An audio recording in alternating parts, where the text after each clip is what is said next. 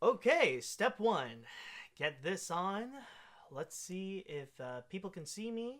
Things are activated. And it looks so. Okay. And I see I do have a bit of an audience so far. So things are looking good. I think everything should be set up and ready. So, okay, I think we can go ahead and get things started on this one.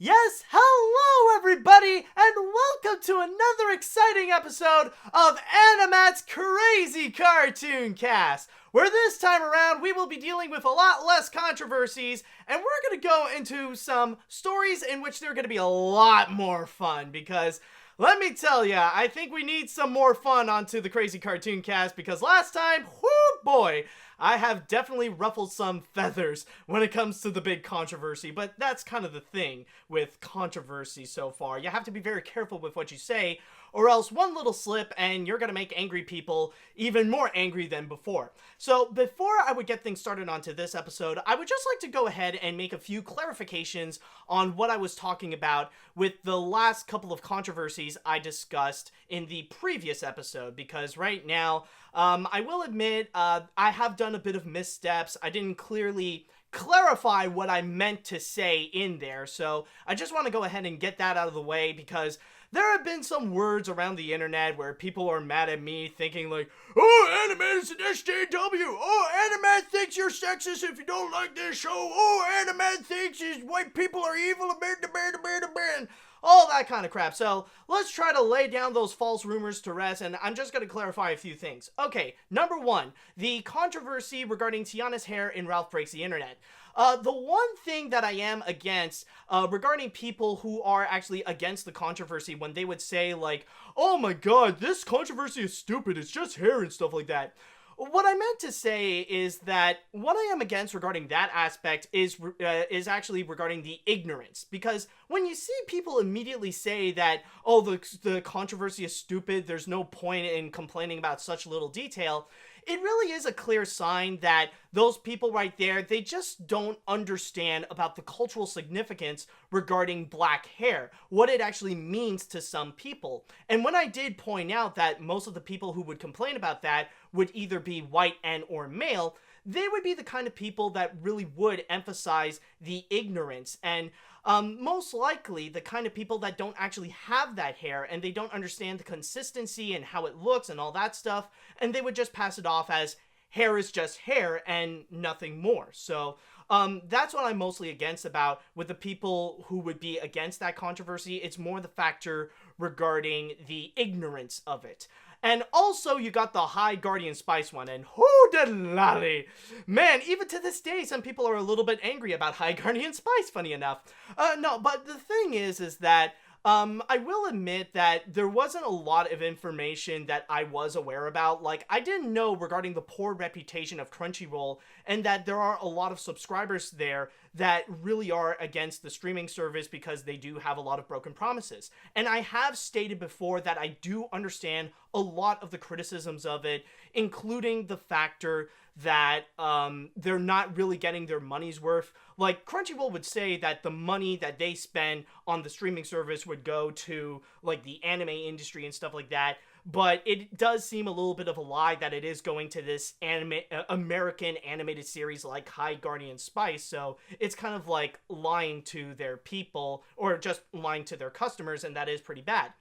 And one thing that I will say that, yes, a lot of people do point out that I could see what they mean regarding the trailer itself, that it's not really that good. It really says little to nothing about the series and what it's going to be and how it's going to look like. They were just mainly advertising the people that are working there, the aspect where they're more of a diverse group and that they're proud that there are more working on this animated series and that more women in general are working in the animation industry, resulting to that. So I do understand where, in terms of making a first impression with High Guardian Spice, yeah, it's not that good of a trailer.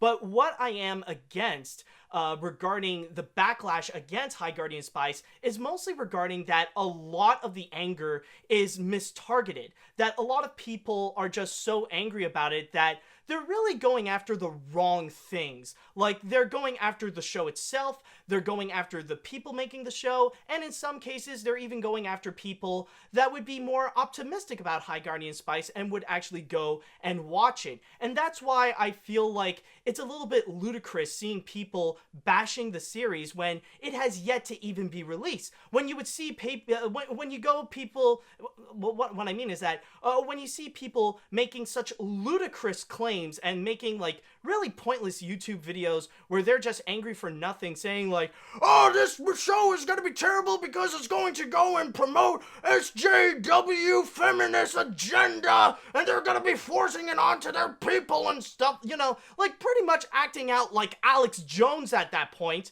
Like, that point, like, when they're bashing the show for that, yes, I do feel like any opinion that they have towards it and saying things like it's just SJW and feminist propaganda, that's an opinion that is invalid because the show hasn't been released. We have seen nothing from the show. We haven't seen any clips of it. We don't know how it's going to be. It was just announced, and that's pretty much it. So how can you judge a show that nobody has ever seen and it doesn't even exist yet? So that's really the thing that I am more upset about regarding the controversy. No, I do not think that people who are against High Guardian Spice is sexist or anything like that. I'm just more upset regarding the people who would go and really attack the show for not really the legitimate reasons that why this is even controversial in the first place, and even going after some of the writers, and like one of them that they're trying to put so much hate on, where it's almost a little bit similar to how neo-Nazis are trying to take down James Gunn in a way. So really, that is something that I am against. I mean, those people are just trying to work on a show, so just leave them alone. And you know, it's not really a good idea to go and attack others, especially if it's not necessarily related to the animated series itself or their work. So overall, with High Guardian Spice, I just feel like a lot of the anger towards it is just mistargeted. It's in the wrong areas, where basically from there, people are pointlessly attacking the series itself, attacking the art style, attacking the people, and even attacking those that want to watch it or that are more optimistic than the haters and the people that are angry about it. And that's why overall with High Guardian Spice, that's why it feels like the controversy, it does take a bit of similar steps towards the one regarding Thundercats Roar and the Cal art style. And it's just overall another example of the toxicity of the cartoon community and why it's making them look bad and stuff like that. So, with that out of the way, sorry that I took a lot of time on this. I'm gonna go ahead right now and we're gonna get things started with this episode, so I really do apologize. I just wanted to clear things out regarding my thoughts on those controversies with a more logical thought now that I did have a bit of time to discuss about them. So, with all that said and done, everybody, are you ready for this episode of AniMat's Crazy Cartoon Cast? Alright, hold on, let's just see in the chat wall. Is everybody ready? I just want to see right now. Let's see. Yeah, okay, yep. Yes, okay, finally, yes, we shall go ahead and get things started right now. All right, so with all those controversies out of the way, let's go ahead and start things off with something that everybody loves, or at the very least, that almost everybody loves, Wile E. Coyote, the Wile E. Coyote and Roadrunner cartoons. I'm sure you guys adore them. I'm sure you guys have seen some of them. I remember that I would go and watch them often, especially with the Bugs Bunny and Roadrunner movie. I mean, they really are classic cartoon characters, and funny enough, they were originally meant to be these, it's just an entire satire, an entire parody, if you will, of those classic cat and mouse cartoons, but what ended up happening is that it really redefined the generation. But I have a question for you guys. Do you love Wile E. Coyote so much that you want to see an entire feature film of it? Like, not just like what they did with the Bugs Bunny and Roadrunner movie, but like a whole Wile E. Coyote movie. Do you guys want to see that? Well, let's see. Holy crap, the chat wall is just covered with meep meeps. Like, everybody just wants to be godforsaken Roadrunner. I did not expect that to happen. Okay. Well, apparently, Okay, like some are like, yeah. I don't see a lot of excitement. It's just a lot of casual things like, yeah, I would. I guess. Maybe, Well, either way, whatever your answer is, well, too bad, because it's gonna happen. Yes, Warner Brothers is officially gonna be making a movie on Wile E. Coyote. Now, the thing is with this is that we don't really have a lot of information. This is literally just announced, and we only know just a very few things about it. One thing that we do know, however, is actually going to be regarding who's going to be working on it. And we have one producer, in which in this case shall be Chris McKay, which you guys know as the director of the Lego Batman movie. And we also have the writers, which is going to be John and Josh Silberman, in which it says here on my source in Variety that their credits include a lot of TV shows, including Living Biblically, Border Town, Deadbeat, and It's Always Sunny in Philadelphia. And one more piece of information that we do know is actually going to be the title, or at the very least what the title is for now, because you never know in the future, they could always change things up. But apparently, it is actually going to be called Coyote versus Acme. That's apparently going to be the title of the Wile E. Coyote movie. So that's basically all that we know. We don't even have a release date. We don't even know what's going to be going on.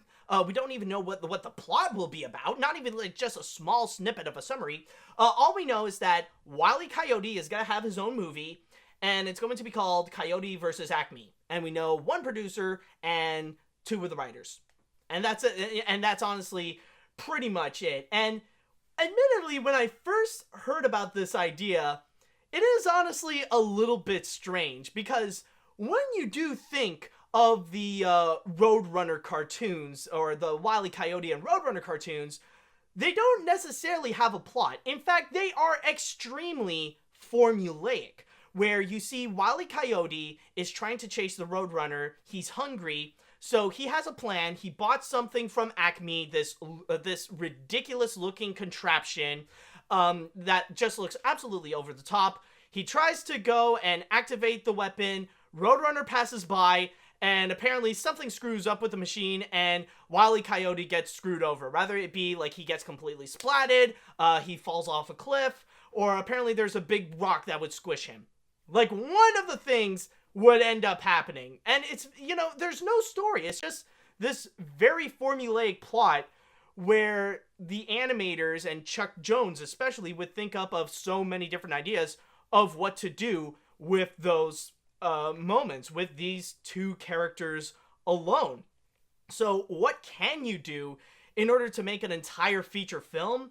Honestly, I just don't know. It's just in the creative aspect, it really is going to be a mystery. But I will say the closest that we can get in terms of like a hint of what it could be is just the title itself, Coyote versus Acme. So maybe there is going to be something where Wile E. Coyote is going to take action, and instead of going after the Roadrunner, he would want to have revenge on Acme because they keep selling him these bullcrap products that just don't work. So maybe it's going to answer a lot of questions within the lore of Wile E. Coyote. But I will say, however, is that if they do actually make this, I am pretty much aware that they do have the tools in order to create a Wile E. Coyote movie. Because number one, when you do think about the character, and when you do think about the cartoons, I understand that they are silent. Like like Wile E. Coyote and the Roadrunner, they don't talk at all. Like the most that you'll get is just the Roadrunner going meep meep, and often both of them just like either holding up a sign, like Wile E. Coyote just holding up something that says help, and then he falls down. But that's not the only type of cartoon that Wile E. Coyote would appear. Sometimes he would be in Bugs Bunny cartoons where he would go and chase bugs. And in there, he would actually officially talk. And that's why everybody would know Wile E. Coyote as the super genius. And in there, he actually does talk and is more suave and more sophisticated, and like kind of portrays himself as this massive intellectual, like make himself look like the smartest Looney Tunes character out there, even more so than Bugs, but unfortunately Bugs knows how to just screw him over. So we know that he could talk, and I'm sure that a lot of people would think that it would be a bit of a nightmare if this would turn out to be a computer animated feature. Like, they're just gonna think, oh god, are they gonna take this and turn this into this hyper-realistic computer animated feature where we see, like, realistic fur on Wile E. Coyote? Well, maybe they would do that, maybe they're not, but the thing is that they actually did that already.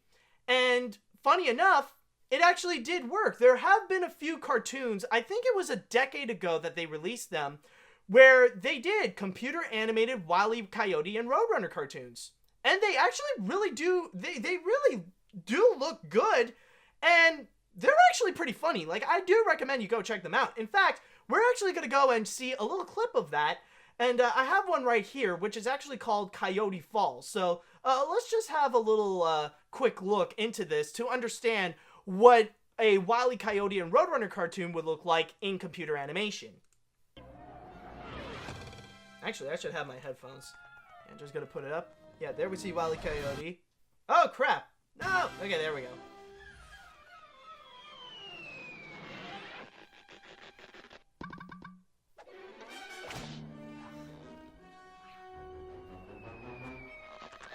Oh, that's good right there. Okay, that looks good.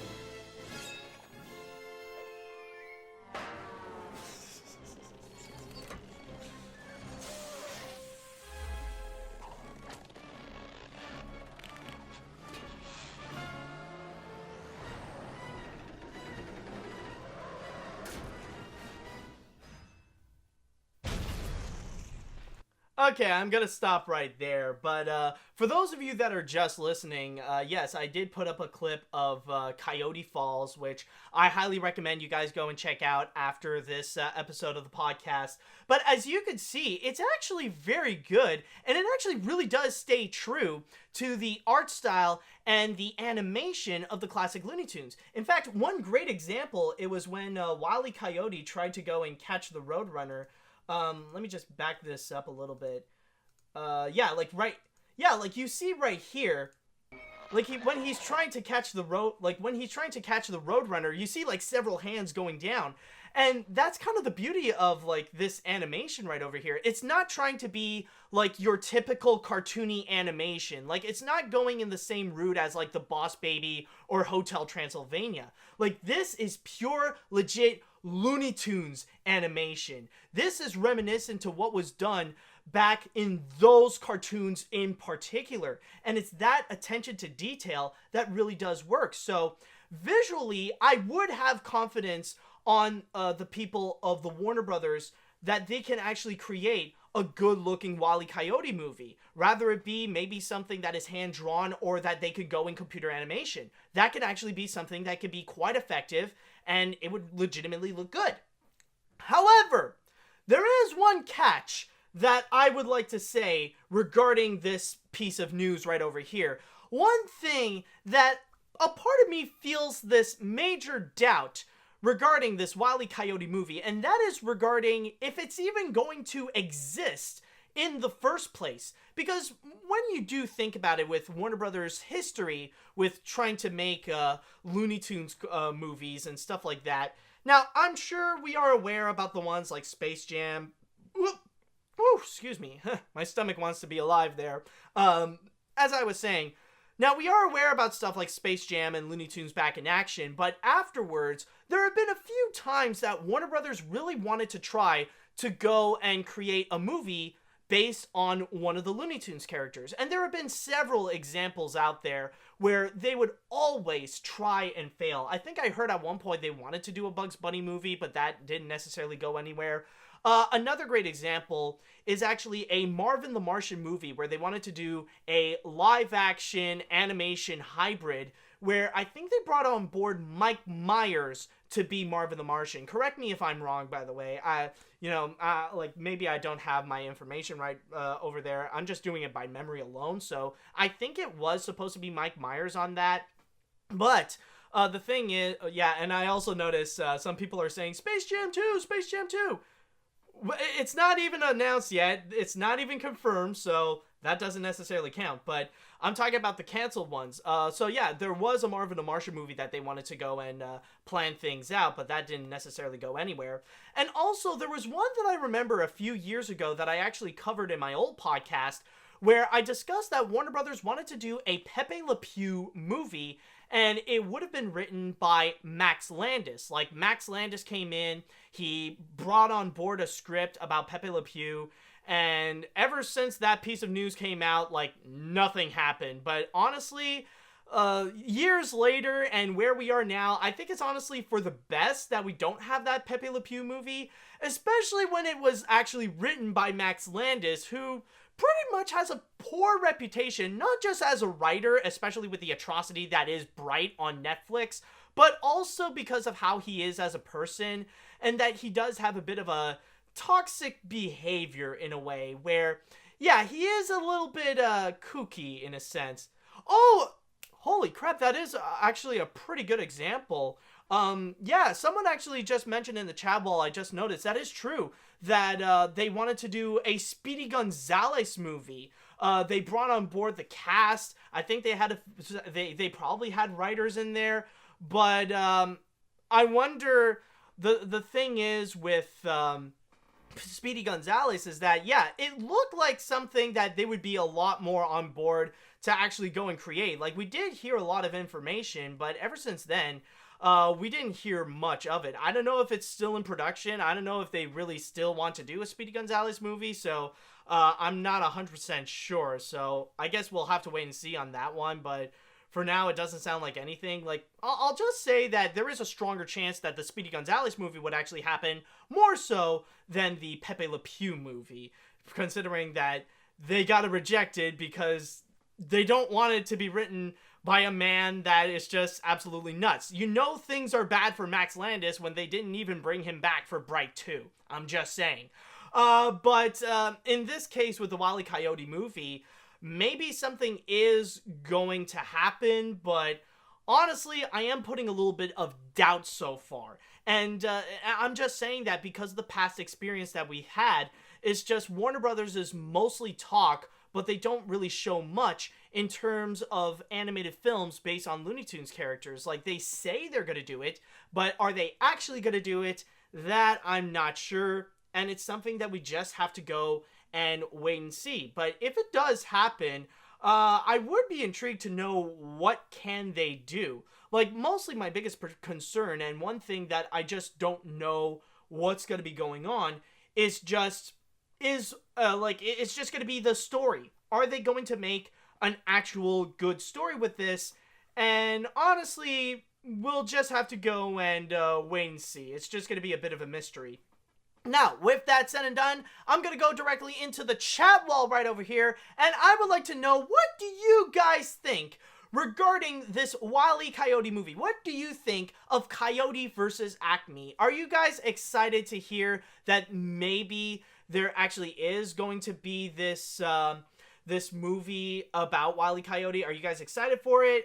Do you guys don't know how it's going to be? I would like to know right now. It says here, if they make this movie, I hope they use the same animation they use in those computer animated shorts in front of those family Warner Brothers films like Yogi Bear and Legend of the Guardians, because if they can do that, then this movie will look really good visually. Like I pointed out, yeah, that could actually be a good case right there. Wasn't there also going to be a Hong Kong Phooey movie? Yeah, that's actually one that is canceled, but that doesn't technically count because that's not Looney Tunes, that's Hanna-Barbera, so yeah, that didn't happen. Let's see. Well, Wile E. Coyote could be great or generic because of the simple plot of the original cartoons, but if it turns out good, it could be an enjoyable 90-minute cartoon movie. Yeah, if you guys know me, then you probably know that I'm pretty much against not like movies that are trying to be cartoons. And that's honestly something that I'm hoping that they're not going to do, because if they're just going to do 90 minutes of like a collection of Wile E. Coyote cartoons, then it's just going to be a little bit annoying. So, I don't know. It's just, I'm not necessarily for that. And if you're going to make a movie, make a legitimate movie. Actually, like, put on a story there. All right, let's see. Honestly, I've never thought much about Wile E. Coyote, but I guess I could see the potential of a feature film adaptation. Heck, maybe it'll outgross Back in Action on its opening weekend alone. Also, pretty sure Warner Brothers announced Space Jam 2 in the trailer description for Smallfoot. They did? Huh. Oh boy. You know, honestly, if that really is the case, honestly, I haven't seen the description in there, but, well, like, honestly, I've heard rumors that there is a possibility we would be seeing a Space Jam 2 trailer this year, but I haven't heard any other updates about it, so I'm not, I honestly don't know. Okay. Let's see now. Unrelated, but did you know that Max Landis directed the Thriller music video from Michael Jackson? It's also getting an AniMat's. No, it's not. Yeah, that's not Max Landis who directed that, or at least I hope. Or maybe you're talking about a different version, but not the original Thriller. You're probably thinking of his dad, John Landis. That could be the case, because that's the only reason why Max Landis is popular, because he has a famous dad. So he's just riding on his dad's success in order to get somewhere. Okay. With all that said, I think we're pretty much good right over here. So let's go ahead into our next story. And for this one, we're actually going to be going to a little bit of Rick and Morty, but not necessarily. Now, of course, it is a really big show, and I'm sure a lot of people are highly anticipating for Season 4 with its huge amount of 70 episodes.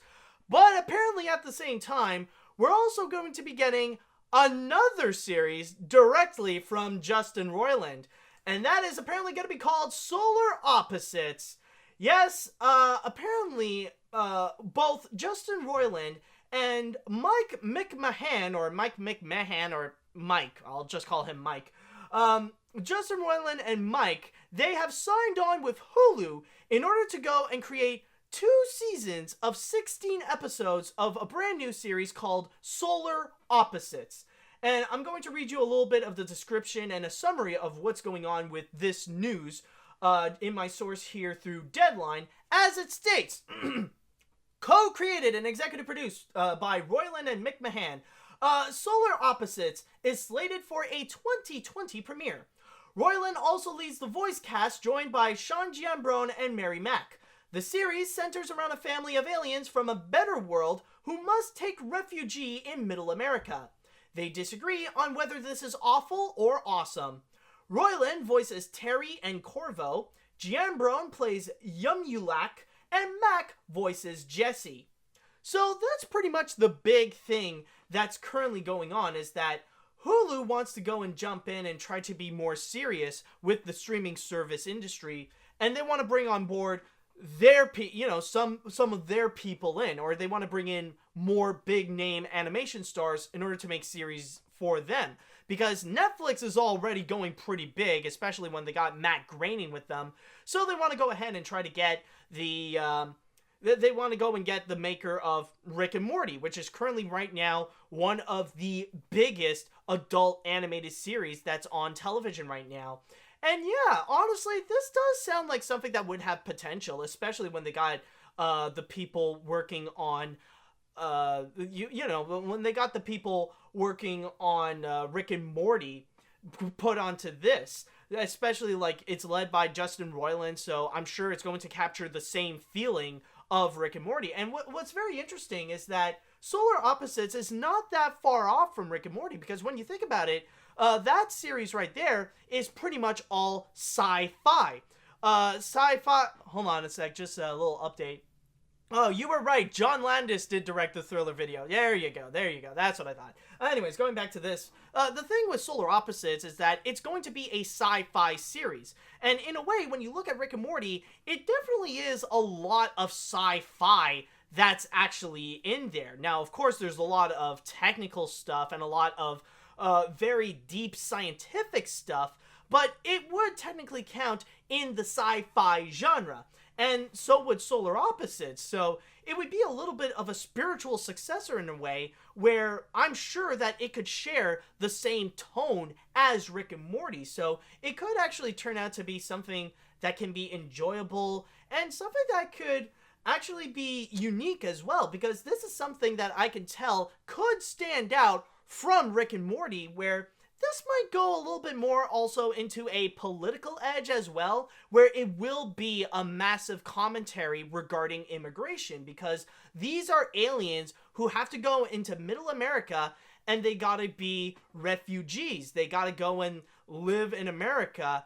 And I'm sure there's going to be a lot of commentaries. And I mean, of course, like, I think the biggest clue of them all is the fact that real legitimate aliens are going to be taking refugee in America. So, of course, that's going to be a major thing right over there, where I'm sure they will play along with, this kind of commentary with refugees. And especially in this day and age, immigration really is a massive hot button topic, especially with the poor treatment that Donald Trump is giving to refugees in general, pretty much portraying them to his fan base that they're just like evil people, that, they're the enemy and people born in America are good and anybody white is just good, and would even go and make very cruel things to the point of even creating concentration camps and putting kids in cages, where honestly it's just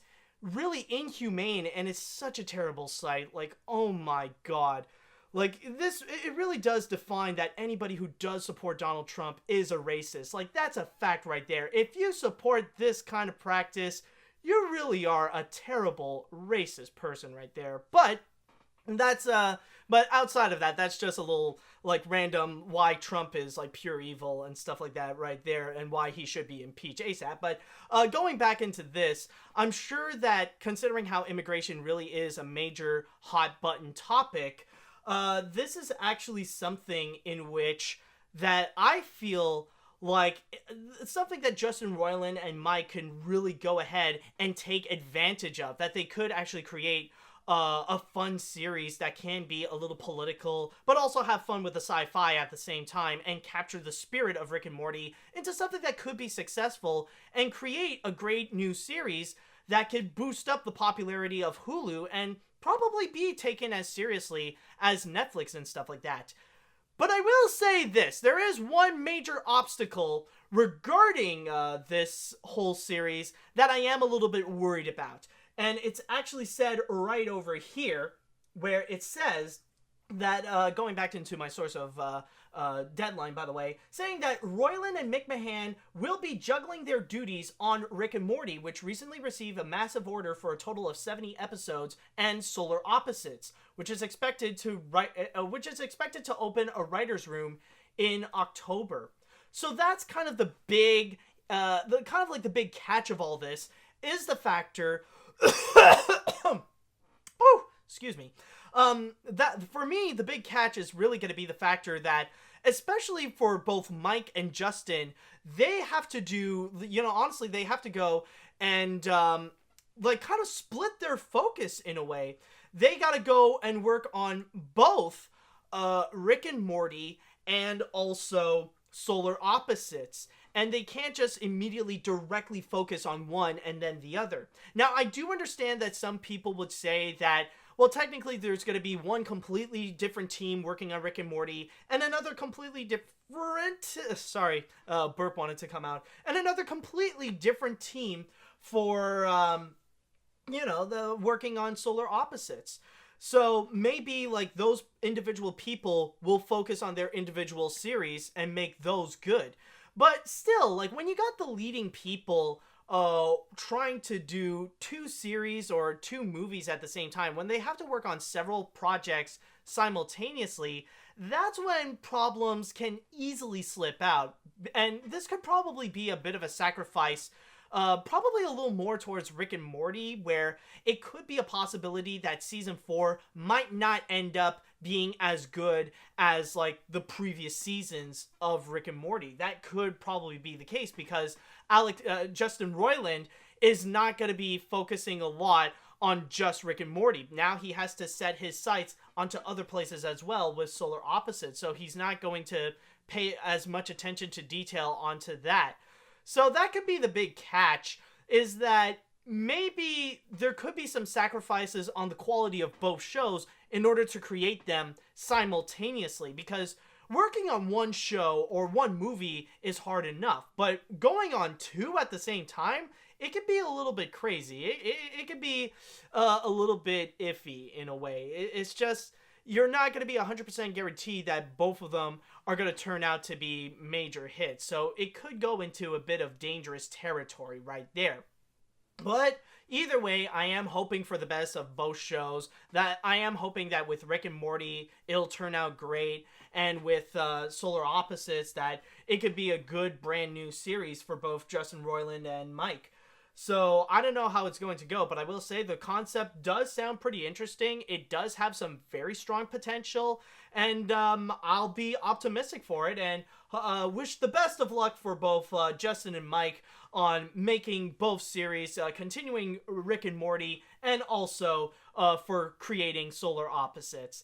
So, with all that said and done, I want to go ahead and go into the chat wall right over here. What do you guys think about Solar Opposites? Do you think it's going to be a great series? Are you a little iffy about it? Are you not going to be interested in seeing it?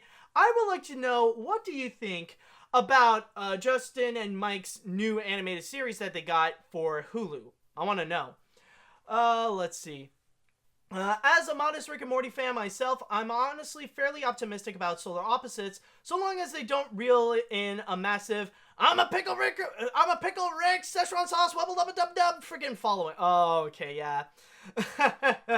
Well, okay, I understand what you mean right over there, but I do have a little bit of unfortunate news that there could be a strong chance that it might, because you gotta keep in mind, like, the main people that are really going to be interested in Solar Opposites are going to be Rick and Morty fans. So, of course, you're going to see Rick and Morty fans also move in as well with Solar Opposites to see how that show is going to go. So, of course, the main audience and the main people that are going to be attracted to Solar Opposites is going to be the Rick and Morty fans. And, unfortunately, there might be a little bit of a chance that we could see some of the bad fans as well. Some of the more insane ones that would wait 10 hours just to get a little sauce packet for their chicken McNuggets.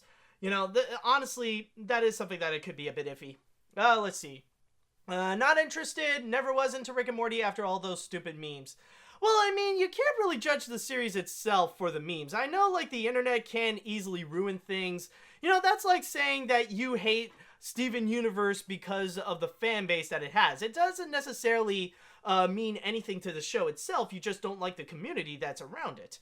Alright, let's see. The new series from Justin Roiland and Dan Harmon, Solar Opposites. Oh, no, that's not Dan Harmon in there. The new series from Justin Roiland, Solar Opposites, sounds interesting and awesome. I love Rick and Morty. I wish the best for Justin Roiland and Mike.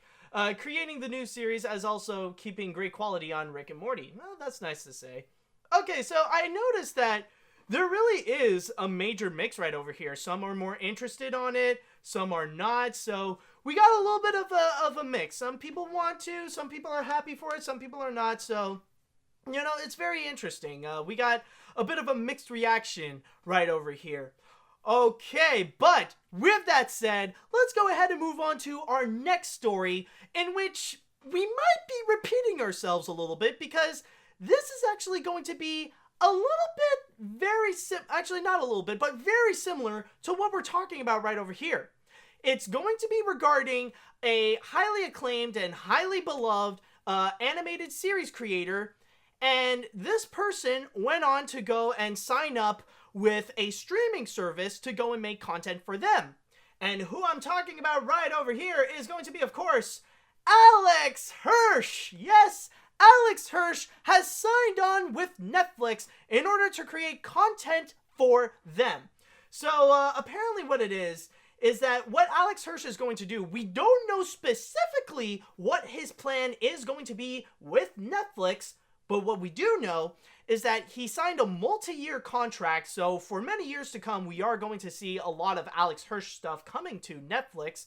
And on top of that, apparently he's going to be making some adult content. So he's actually going to be making TV shows and animated films that are going to be aimed more for adults instead of like for families and stuff like that, with what he did with Gravity Falls.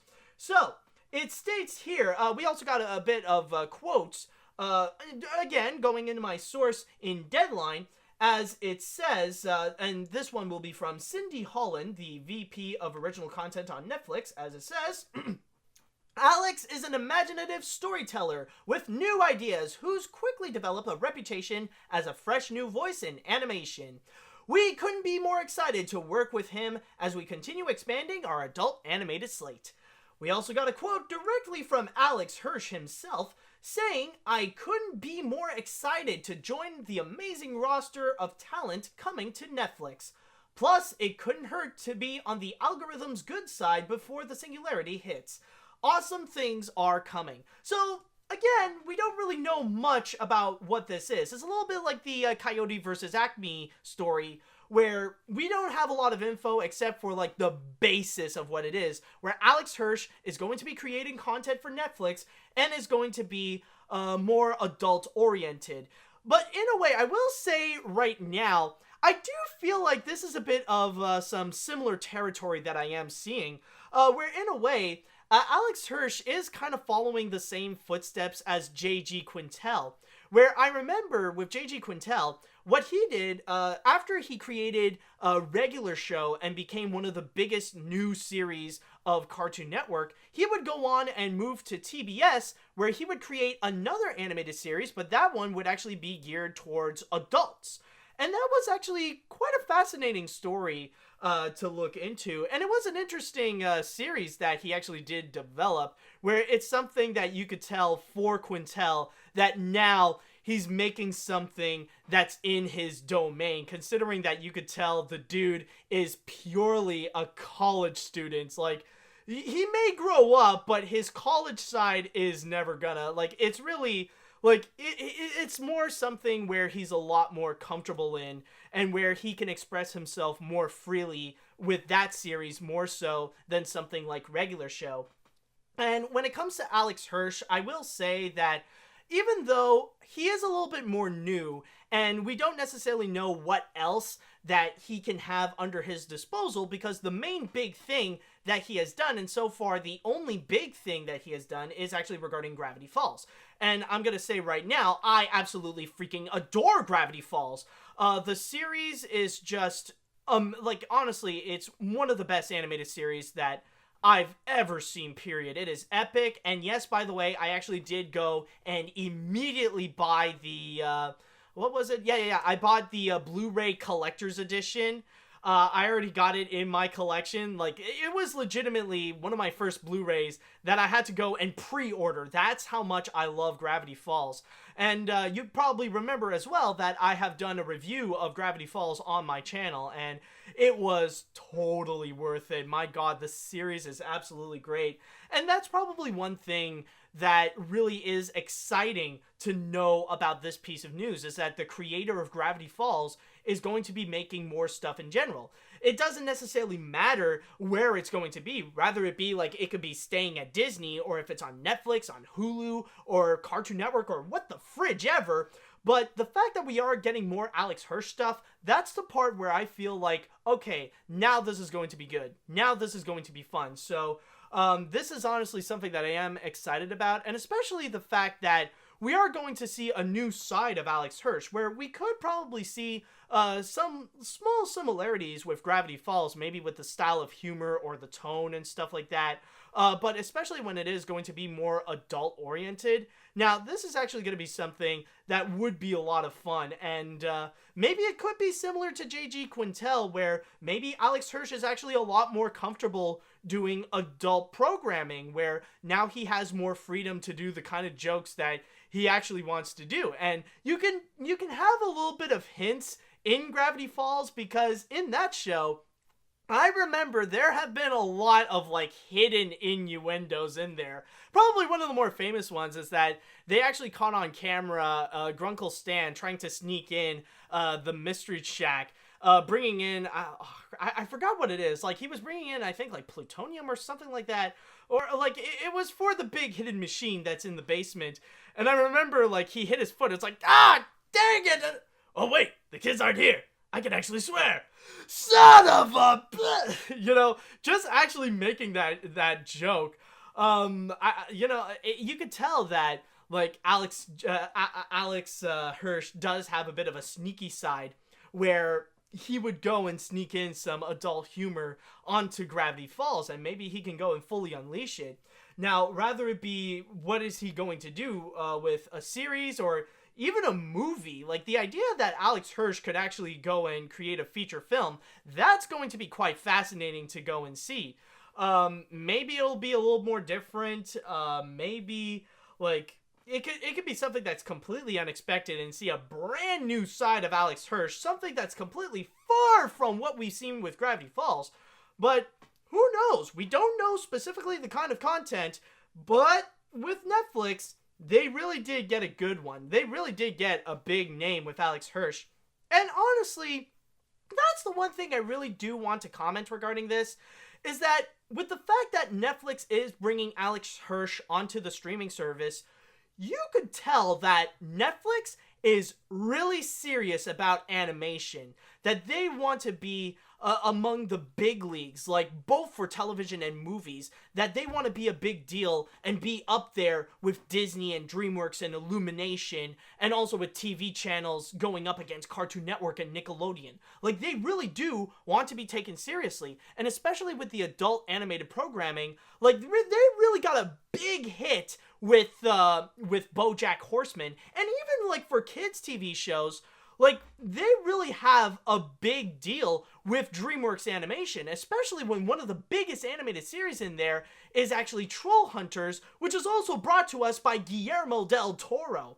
So yeah, so Netflix is really taking animation seriously, and I think like one of the biggest catches that they got ever is actually Matt Groening. The fact that Netflix convinced him to go and create a brand new series after many years of creating The Simpsons and Futurama, that is a legitimate big deal. And the factor that they also brought in Alex Hirsch with one of the most beloved animated series that Disney brought out, I think this is also another really big deal. You know, like Netflix really wants to go and try to gather the best of the best in order to create content for them. So, is this really going to work? Is it not? Honestly, we'll just have to wait and see, and we'll just have to wait and see what kind of projects that Alex Hirsch has in mind for Netflix. So, with all that said, I would like to go ahead and move on to the chat wall right over here. I would like to know, what do you think about this news right over here? What do you think about Alex Hirsch joining Netflix in order to go and create adult animated programming? Are you guys excited to see that? Are you a little more cautious because you'd rather see him do more Gravity Falls style stuff instead of actual adult stuff? I would like to know, what do you think? Let's see. It's nice to know famed animators like Alex Hirsch is taking new approaches to animation from families to adult. Sounds cool. I wish him luck on the series in the future. Alright, so, his schedule must be extremely busy with this when he was working on Gravity Falls, being the writer of Detective Pikachu, and anything else Alex is doing. Let's see, what else? I am a huge Gravity Falls fan, so holy hot Belgian waffles, you have no idea how hyped I am. It may not have the charm of old Dipstick and Mab, but if the show turns out good, maybe that charm will build up over the years, as long as it doesn't wind up like Netflix reboot of Magic School Bus. Oh my god, I remember. That is true. That was a thing. Holy crap, what the fridge ever happened to that?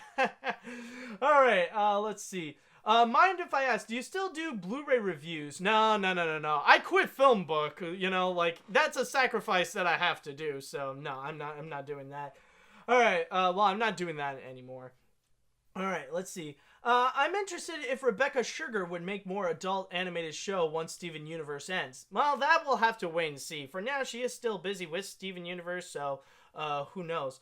Let's see. Sounds cool. Never watched much of Gravity Falls when I was young, but this sounds cool. With the Blu-ray and DVD release, you have no excuse but to watch it. I mean, seriously. You just gotta freaking see it. Holy crap. Let's see. Anything else? Honestly, no. But I can definitely tell. It's not a mixed bag like last time. I can definitely tell you guys are definitely a lot more excited about this than with Solar Opposites. You know, which is honestly an interesting thought. So, with all that said, let's go right ahead and we're going to move on to the next story. And ladies and gentlemen, this is the part of the podcast where we really get crazy. Oh yeah. And this might be crazy to the point that you might not be sure if you're going to like this or not, but it's time that we are going to emphasize the crazy part in this. And yes, it will be cartoon. So strap yourselves in, folks, because this might be my first time watching. This is actually my first time watching this as well. So ladies and gentlemen, without further ado, there's no escape to this. Come on, guys, let's join the fun.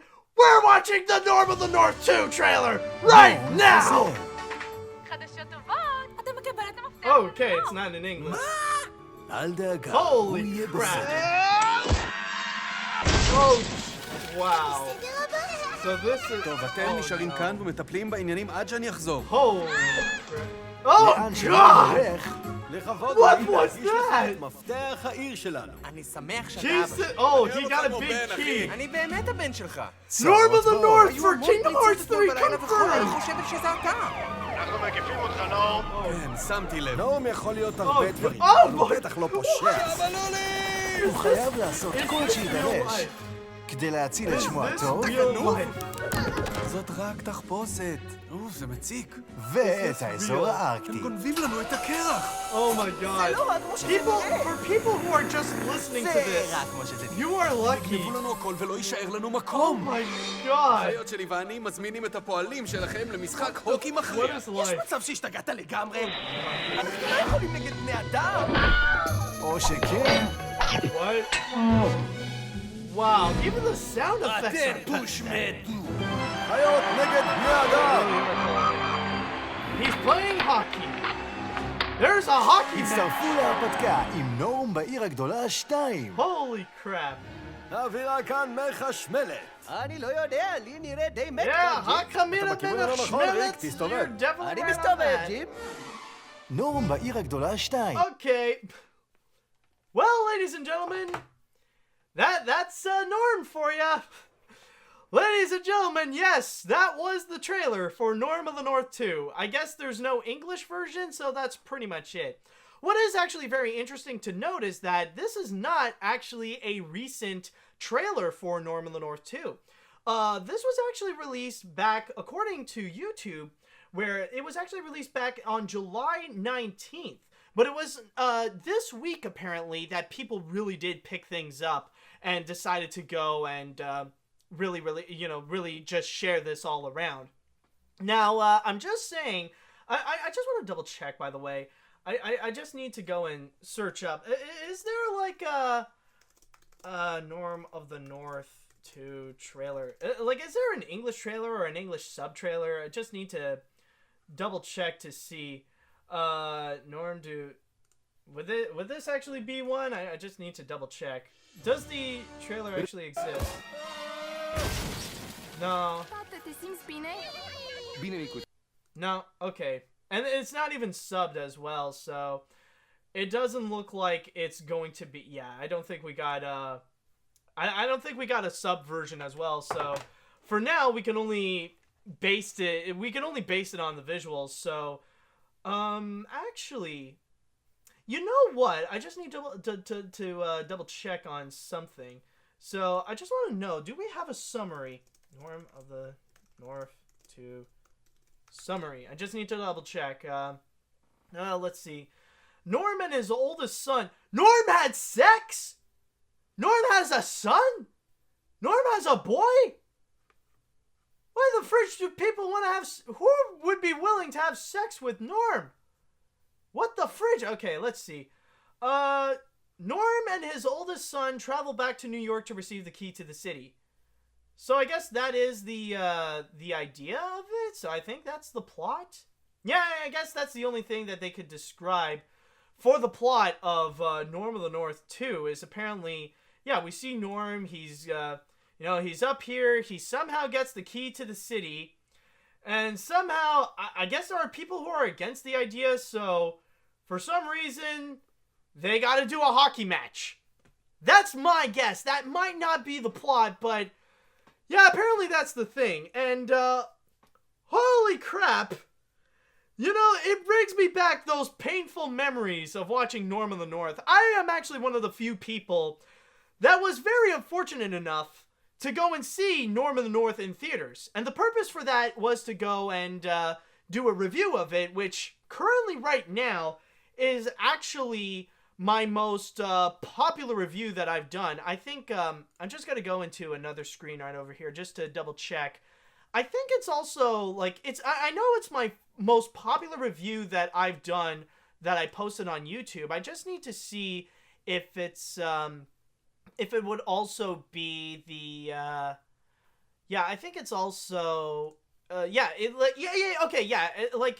it's also the only one that I have so far that has more than 300,000 views, which is really a big deal for me. So yeah, with Norm of the North, it really is my most popular review, and I was one of the few people who actually did see this in theaters, and oh my god, I really do hope the person who thought it was a good idea to release this at Lionsgate is freaking fired, because oh my god, it's barely even watchable. It's one of the few movies that I can't even watch with my glasses. I gotta make sure I have blurry vision so that I don't fully see the absolute freaking atrocity. And, like, even with this, it's a godforsaken atrocity. Like, some of them look terrible. Like, oh my god, like, one of the ugliest moments, where was it? I think it was way back when we see, like, oh, here it is, yeah. Yeah, it's just, yeah, when we see, like, the lemmings, and when they have, like, their jaw dropped, they look it looks far worse. It looks horrible. Like, good god, this is freaking traumatizing right here. And they legit, the weirdest thing is that they legit have, their mouths are triangular. This is a legitimate triangle that you see here.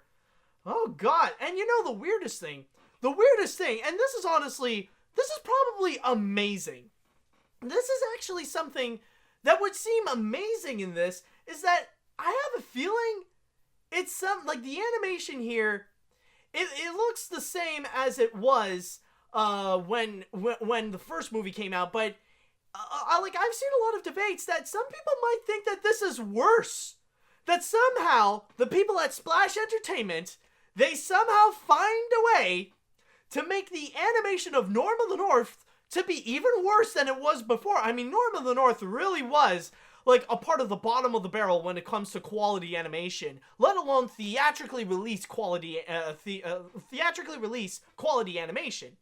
But this, like, holy crap, this brings it to a like, ugh. Oh god, it's bad. Like, look, it's nasty. It really is nasty. Like, and I guess, and I can see right over here, just by this one little image, I think they're not going to give up on that old message. If you've seen Norm of the North, then you'll know that they will keep on hammering in to save the Arctic. Because that's the one thing with Norm of the North. It's really the factor that they have to remind you every 10 freaking minutes, or remind North every 10 freaking minutes, that his mission is to save the Arctic. Everybody has to freaking remind him that that's his mission. Why he's in New York City in the first place is to go and save the Arctic. And it looks like he might have to do the same thing again. And I guess the villains are like people doing making a hockey rink. So what does Norm of the North have to do? He has to go play frickin' hockey. Yeah, they that could be the finale. This could legitimately be a sports movie where at the end, Norm and his pals have to go frickin' ice hockey. They gotta fight off the evil corporation and their hockey team and do that. That's apparently the thing that's going on. Like, what the fridge? And again, like, just looking, like, look at this hockey animation. Like, just look at this. Just, what is this? Okay, honestly, no, this is legitimate. I think this actually is even worse than how it is before. This is actually worse animation. And I'm just gonna say right now that you know for a fact it is sad. This is sad, and this is not bad animation. This is sad animation. Because you know that this is honestly sad. This is just sad when you know that the animation for Norm of the North 2 Keys to the Kingdom has worse animation than this. Johnny do do do do do do do Johnny do do do. Like what? You know, it's true though. This is better freaking animation. And you know what's actually funny is that you could, it's not really that hard to actually imagine that these characters, like the Johnny baby and the dad, you could see them in Norm of the North. You could, honestly, you could, oh my god, some people, oh my god. Wow, people, I'm honestly shocked that there are some people right over here actually don't know about this Johny Johny Yes Papa. You got, oh my god, oh, this is going to get really interesting, I'm gonna say that. But yeah, it's sad when you could tell, like, they could actually be characters in this Norm of the North movie. They can legitimately be in there. But maybe not, because maybe even the animation here, like, honestly, like, this is actually better animation than what we've seen in that whole trailer of Norm of the North 2. Oh my god, it's just crazy, man. Oh god, I really, the one thing that I do hope, I really do wish that Lionsgate would have at least some common sense with this film, and they're just going to release it direct to DVD. Oh god, they cannot release this in theaters. There's no way they can release this in theaters. I mean, I know they released Norm of the North in theaters, but this? Oh god, I wish. Please don't. Please don't put this in theaters where I have to review it. Don't do this to us, Lionsgate, please. I mean, I know you guys are probably desperate to have an animated franchise under your disposal, but not with Norm of the North, man. You can do better with Norm. You can do better than Norm of the North. Just please, just don't, please, please. And also, I also ask for viewers, please, don't ask me to review this, okay? Spare me, please. Just please, man. Okay. Let's see. Apparently there is an English version. Yeah, I don't, honestly, I think I'm good. I'm good. Thank you, but no thank you. I'm pretty much good right now with Norm of the North 2. I don't need any more. So, so yeah, I think I'm pretty much clean. I don't want any more Norm of the North stuff. I have had my fill with that trailer right there. Even though it's not in English, I'm good. Alright, so with that said, I want to know, what do you guys think in the chat wall? What do you think about this new trailer of Norm of the North 2, Keys to the Kingdom? Are you guys willing to go watch this in theaters, or are you just horribly traumatized? Later, I'm just going to put this image right here where Norm is holding the key to the city. Just imagine that cursed image, to see if Norm of the North would be fighting alongside Sora, Goofy, and Donald. Just have a Norm of the North level. Okay, let's see. Okay. Yeah. Wow. All I see is just people hating it. So people are not enjoying it. I think the reason why they're making a sequel is because Splash Entertainment wants a fresh new franchise, because the only franchise that the company has is Alpha and Omega. Yeah, and even that one is crap. The first movie was crap and the rest just really went downhill from there. I barely even remember much of Alpha and Omega, other than the fact that there are wolves and there are often some segments where there's like really stupid howling where they're trying to sing at the same time, like literally. Good God, what a dumb film that is. Dumb, stupid film. Alright. Let's see. No, but it looks worse than the first film and the Emoji Movie. Let's see. Just when I thought I was finally away from those Johnny videos, you have to bring it up. Yep, I know, man. I know. But, yeah, I see that overall in the chat wall. It's pretty unanimous right over here. Yeah, this ain't like what Alex Hirsch would do with Netflix. This is a legitimately bad project. Like, honestly, I could even go as far and say that this could most likely be objectively bad. Like, I don't know, like, I don't think I've seen a single person that would say, hey, this actually looks pretty good. I want to check it out. This might actually be a great show. Yeah, unless you're freaking Mr. Code or something like that. What? Alright, but anyways, with all that said, I think we're pretty much good right over here.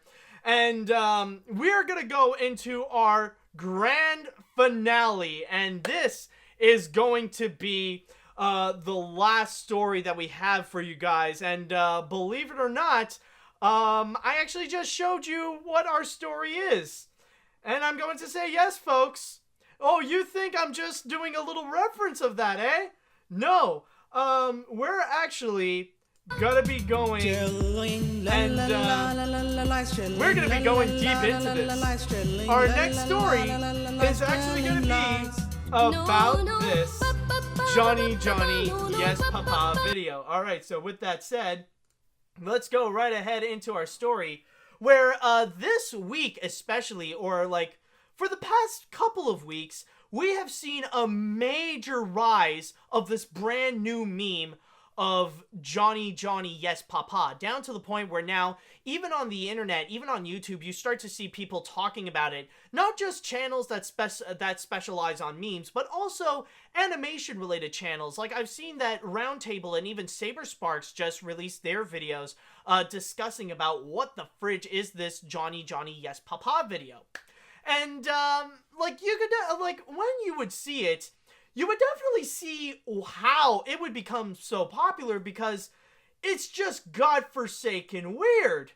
Like, well, like, first of all, it's with the designs, because, yeah, the animation is just really bad, and you got these random dancing moments, like right here, you see the dad, he's doing Gangnam Style, and this baby, where technically, in terms of his proportions, is ridiculously huge, where he shares a similar design to the Boss Baby, and it looks more like a monkey. And the reason why I say that is because he has these ridiculously long arms and like these stubby little legs where you can't even say he has legs. It's literally just a body with feet on it. And that's what makes it weird. And especially like with this video in particular, where you see like the baby that's just randomly dancing at the same time, and especially the song itself, where I'm not gonna lie, it is a little bit catchy in a way, but I just realized last night, like, while I was trying to sleep, it was one of those ideas that just immediately clicked, and I just, you know, honestly, I realized, like, with this thing that you hear... Johnny, Johnny, Open Gangnam Style. Yes, Papa. Like, this right here, honestly, this is Baby Shark. That Baby Shark and this Johny Johny Yes Papa... they're pretty much the same song, doing the same thing, except a few lyrics change. If you don't believe me, Baby Shark, do do do do do do, Johnny, do do do do do do do, Baby Shark, do do do do do do, yes Papa. Mommy Shark, do do do do do do, eating both, do do do do do do, Mommy Shark, do do do do do do, eating sugar. That's what I mean, man. They're both the same song. And it was honestly that mind-blowing thing that I had last night, just realizing, holy crap, they're the same thing. That's why they are actually really memorable in that sense. But you might be wondering, how did it come to this point? Actually, no. Before I get into the historical aspect, there is honestly something else that you need to know about this Johny Johny Yes Papa thing is that this is an entire franchise. There are actually several videos, and they pretty much do the same thing. Not necessarily dancing like this, but they actually do just sing Johny Johny Yes Papa in the tone of Twinkle Twinkle Little Star. And there's a whole freaking family of it. If you see right over here, like on top, you'll see like there is the baby, and that he has like a brother, he has a sister, he has a mom, like of course there is the dad as well, the mom, the dad, and sometimes he would hang out with like his grandma, his grandpa. There's an ice cream, a sentient ice cream, there's his dog, there's a cat, there's a freaking gorilla. And, you know, there's so many things, you know, honestly, there's just so many things to the point. All you can ask is just, what the fridge? You know, all you can say is just, what the fridge is with all this? And then one person came in and said, great idea. We also have a freaking fridge. Yes, right over here, you see a few of them. There's this freaking sentient fridge. And honestly, you might have seen those videos as well, where they do the same thing to the refrigerator, where they go like, refrigerator, refrigerator, yes, mommy. Do you have sauces? No, mommy. Telling lies? No, mommy. Open your mouth. Ha, ha, ha. This is a thing. All this is a freaking thing. And you want to know what's even more mind-blowing? Look at the amount of views it's been gathering. 100, like you see, 227, 136, 135, 132, 116, 108, 108, 104, 101, 91. And this is not just like, oh no, it has those little views. No. This is in the freaking millions. It is absolutely, this is ridiculous. Gathering millions upon millions of views. So many godforsaken views, more so than anyone else can make in their entire channel. It's honestly crazy that this exists and that it exploded and that it really has become the latest internet sensation. So I think now we can go and ask the question, why? Why is this even a thing? Why is this Johny Johny Yes Papa such a huge thing on the internet? How did it even leak out to the point where we actually see all these things? So, I actually have a source here in Mashable where it does try to explain a little bit how it just exploded, where it started out with one person sharing it on Twitter, and then, like, it just really went crazy from there, where Twitter was going mad with it, Facebook was going mad with it, everybody was sharing it, in the same way a Jehovah's Witness would share about Jesus Christ. Where you would open the door to social media and there's going to be one person, yes, we would like to go and spread the word of Johny, Johny, Johny, yes, Papa. Holy crap. And it's ridiculous. Now, let me go and tell you guys right now regarding how is it even possible that it got popular? And how, like, YouTube really gave it so much attention. You know, I mean, something that literally gathered, like, millions upon like, literally hundreds of millions of views. How did it really get to this point?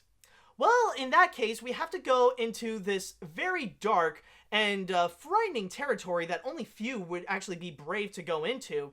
And that would be YouTube's children programming. Those YouTube channels that are specifically catered towards children.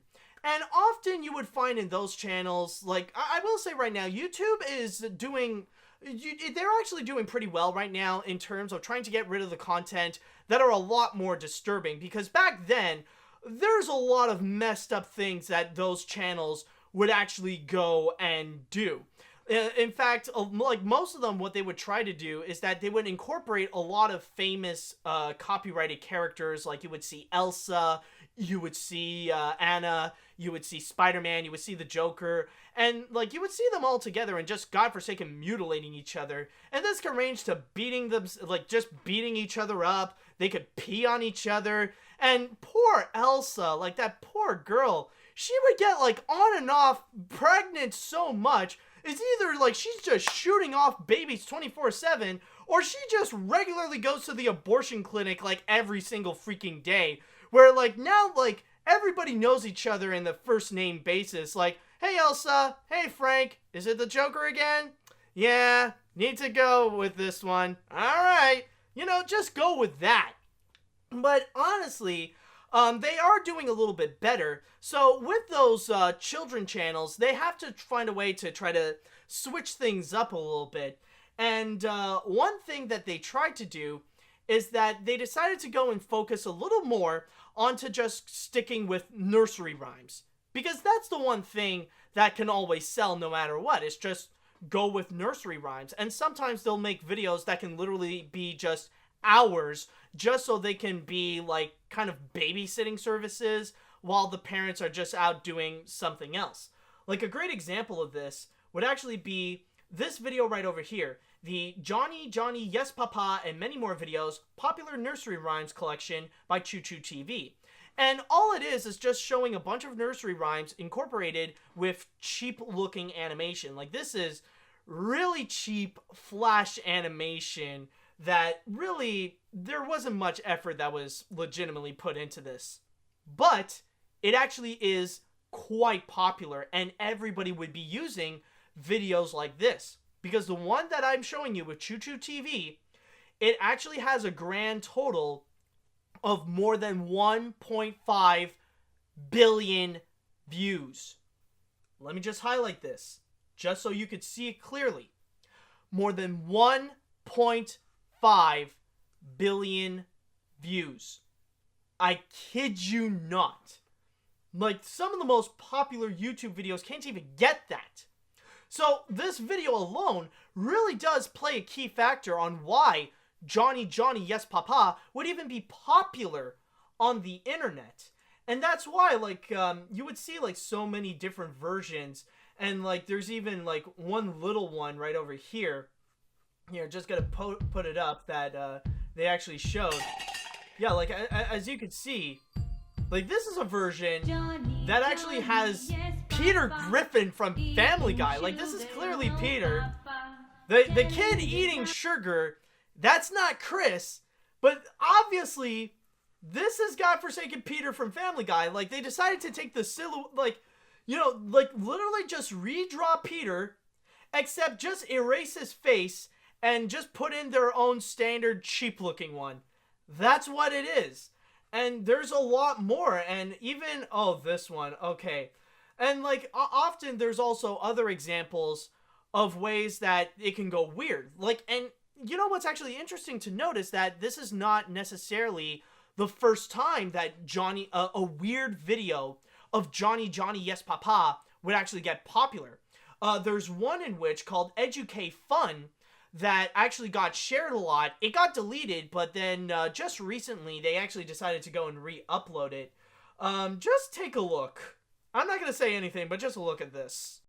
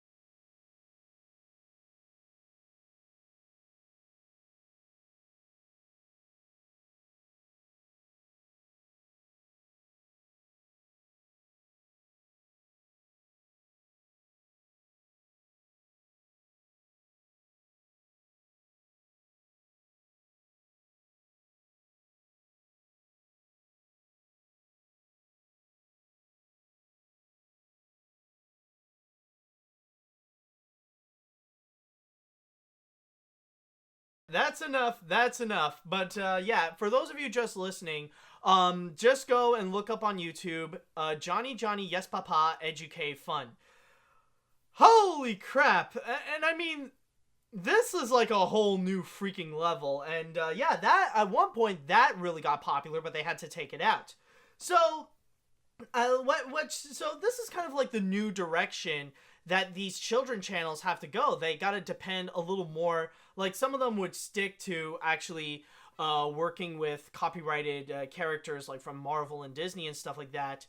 But they're emphasizing more not on doing weird stuff, but more on just depending on nursery rhymes. They got to go and try to do that.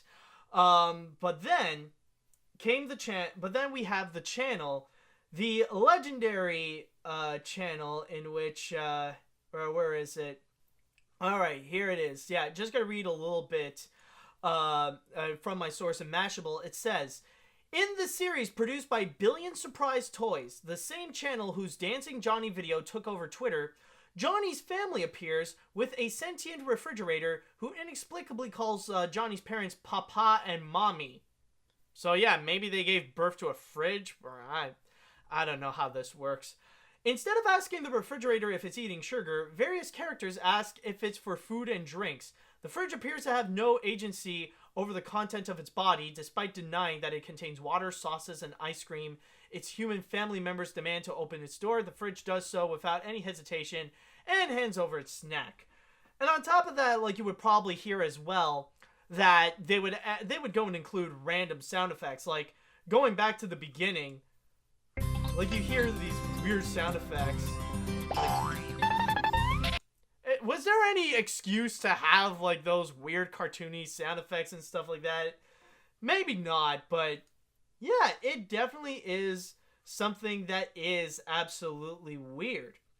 But some of you might be wondering, how is Billion Surprise Toys reacting to this? How did they feel that now their video is actually going very viral at this point, and like it's something that it's really gathering a lot of attention? Well, I'm gonna say right now, not very well. In fact, let's just go back to where is it? Let's go back to the channel of Billion Surprise Toys, and you might notice that among their most popular videos right over here, you'd think that you would find one of the Dancing Johnny video, of the Johnny, Johnny, and all that stuff. But believe it or not, you see here, it's nowhere to be found. They don't have any of this right here. Like, they pretty much deleted the whole thing. In fact, I go back to Mashable, and they actually supplied several examples of the Johny Johny Yes Papa video, or like the series that they have. And look at this. I click on it, video unavailable.